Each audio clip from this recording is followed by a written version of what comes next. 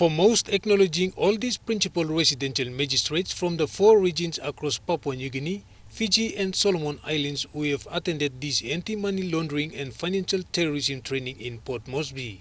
This training paves way for magistrates to fully exercise their powers while dealing with widespread corruption cases involving huge money laundering, fraudulent activities, improper procurement processes and hefty foreign investments. British International Government and Risk Institute Director Dominic Limoyen said, money laundering is an international issue. We only look at a very specific area, so we're very much looking at financial crime prevention or white-collar crime. The interest from the international community is that this is a globalized thing.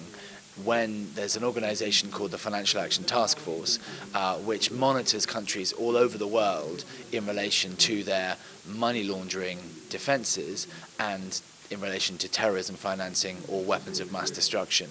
And they're looking at how financial illicit flows go around the world, and it's a very complex problem. This training is one mechanism where the law and justice sector, in partnership with international organizations, have formulated to advocate on money laundering issues and combat financial terrorism across the Pacific region and throughout the world.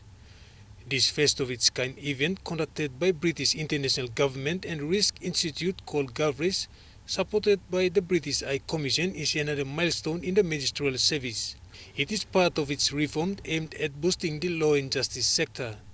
Workshop is emphasizing on the Act as to the judicial approach we take in trying to address this issue.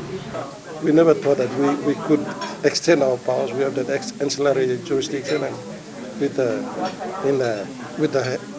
legislations that are now passed by the Parliament to address these issues. The objective of this training is to assist the magistrates in dealing with applications made by the prosecutors when they come to court with regards to money laundering. Certain features to look for when they make an application, either to restrain the property or for an order for the property is not to be dealt with.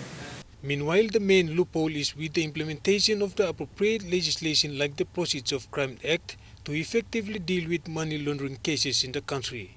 Eric Arupma, National MTV News.